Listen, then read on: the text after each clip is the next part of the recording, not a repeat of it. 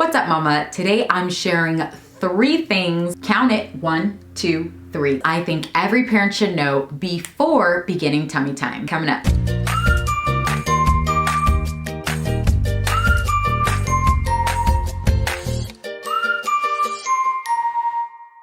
Hello, and welcome back to my channel. If you are new here, my name's Nicole. I'm a mama, I'm a pediatric OT, as well as a certified lactation counselor.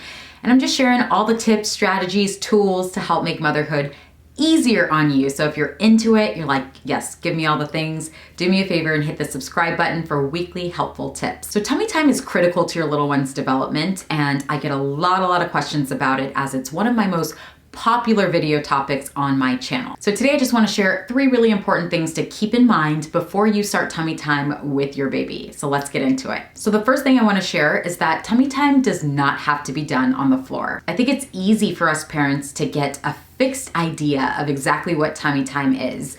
And for some of us, we may think it just means plopping your baby on the play mat and letting them do their thing for a few minutes while they're on their stomach. And that's just not the case. There are so many fun, creative, easy tweaks we can make to tummy time to keep it fresh, to keep it fun, to keep it enjoyable, and so your little one is having a really great time while also learning. And one of the tips I want to give you is that you can become the floor. So instead of placing your baby on the floor, especially in the early days, consider using your body as the floor. So maybe you're doing some tummy time here. Maybe if this is your leg, so say this is your knee, you can be the floor this way. Put your baby over your thigh.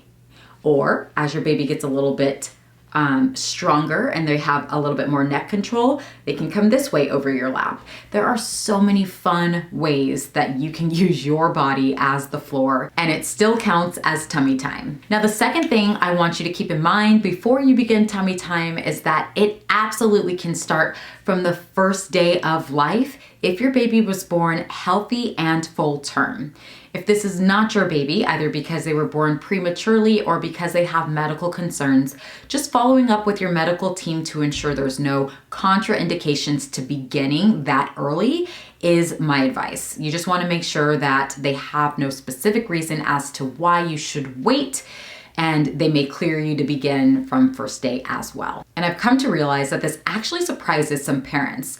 Some parents may have the false belief that it's not healthy to begin tummy time from the first day of life, or that it's not safe. And that's just not true.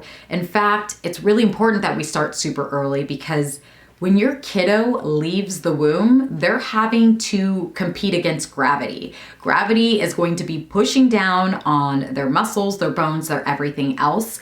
So it's important that we're starting to build up the muscles, build up the strength, build up the endurance from the first day of life. Because again, they're going to have to learn to navigate gravity and make postural changes like rolling over, sitting up, and eventually pulling to stand.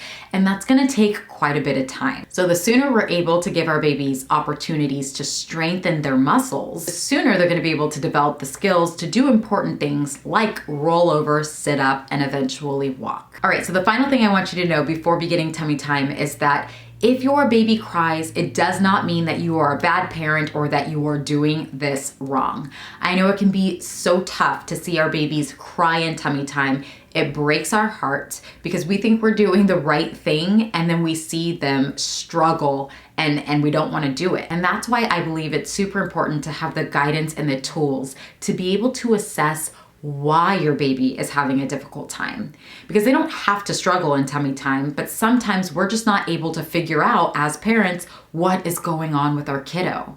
So if this is you and you feel like you're at your rope's end because you've tried everything and you just don't understand why your baby is struggling in tummy time, and you're crying because it's so difficult to see, then I recommend that you check out my Transforming Tummy Time course. I'm gonna link it in the description box below, because I'm giving you the tools and strategies to be able to identify why your baby is struggling in tummy time, and even better, what we can do to fix it. Because our babies really don't have to struggle or cry in tummy time if we're able to give them the support that they need. And so that's what this course is all about. We're gonna be talking about neurological state. So when are you putting your baby in tummy time? We're gonna be talking about sensory regulation.